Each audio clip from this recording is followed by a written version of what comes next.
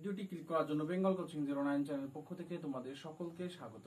যে সমস্ত ছাত্র এবং ছাত্রীরা যারা কলেজে ভর্তি হয়েছে কিংবা যারা স্কুলে ভর্তি হয়েছে, তোমরা চাইছো যে তোমাদের সাবজেক্ট চেঞ্জ করতে, অর্থাৎ তোমাদের কোন একটি সাবজেক্ট তোমাদের পড়তে ভালো লাগছে না বা সেই সাবজেক্টটা তোমাদের মনে হচ্ছে যে কঠিন, সেই সাবজেক্ট তোমরা কিভাবে চেঞ্জ করবে, কারা কারা চেঞ্জ করতে পারবে, সমস্ত বিষয়টা এই ভিডিওতে আমি আলোচনা করব। তার কারণ হচ্ছে এই প্রশ্নটা আমাকে অনেকেই করেছো।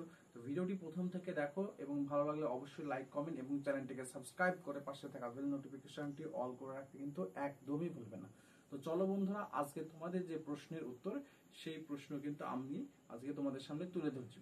তো তোমাদের অনেকেরই যে প্রশ্ন যে কিভাবে সাবজেক্ট চেঞ্জ করবো, তো দেখো সাবজেক্ট চেঞ্জ করার জন্য বেশ কিছু ক্যাটাগরি দরকার রয়েছে।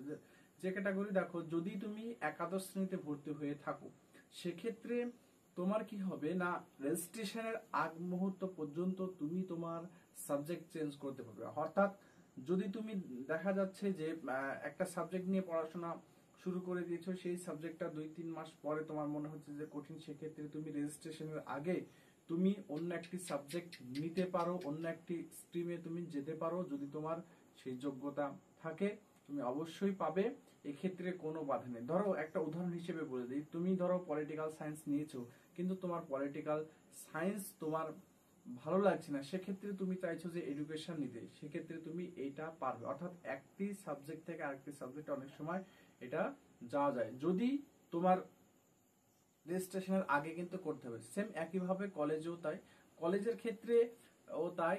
যতদিন যে ফার্স্ট সেমিস্টার কলেজে কেউ ভর্তি হলো, সেক্ষেত্রে তার রেজিস্ট্রেশন যতদিন না হচ্ছে ততদিন রেজিস্ট্রেশনের আগ পর্যন্ত সে তার সাবজেক্টটা চেঞ্জ করতে পারে, পাশে যে সাবজেক্টগুলো।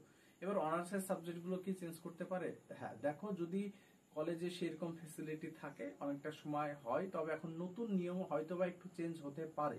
সেক্ষেত্রে তার রেজিস্ট্রেশনের আগে অবশ্যই তাকে কলেজে আবেদন করতে হবে, তার সাবজেক্ট সে চেঞ্জ করতে চায়, অবশ্যই তাকে জানানো হয় অনেকটা সময় রেজিস্ট্রেশন আগে সেই সাবজেক্টটা রাখবে কিনা। সেজন্য তোমাদেরকে অবশ্যই বলবো যে তোমরা কি করবে না, কলেজে রেজিস্ট্রেশনের আগে অবশ্যই যদি তোমাদের মনে হয় যে কোনো একটা সাবজেক্ট চেঞ্জ করা দরকার, সেক্ষেত্রে তোমরা রেজিস্ট্রেশন আগে করে নিও। অনেকে আছে যে একটা বছর পড়ার পরে চাইছো যে আমি সাবজেক্ট চেঞ্জ করি, তাহলে কি চেঞ্জ হবে? না, একটা বছর পরে তোমার সাবজেক্ট আর চেঞ্জ হবে না। যদি তুমি সাবজেক্ট চেঞ্জ করতে যাও, সেক্ষেত্রে তোমাকে আবার পুনরায় তোমাকে কি করতে হবে, ফার্স্ট সেমে ভর্তি হতে হবে, তবেই তুমি নতুন করে সাবজেক্ট চেঞ্জ করতে পারবে। তো এই ছিল আজকের ইনফরমেশন, আশা করি তোমরা বুঝতে পেরেছো। এরপরে যদি না বুঝতে পারো তাহলে অবশ্যই কমেন্ট করো, তোমাদের প্রশ্নের যথাযথ উত্তর দেওয়ার আমি চেষ্টা করবো। ভিডিও এখানে শেষ করছি, সকলে ভালো থেকো, সুস্থ থেকো, ধন্যবাদ।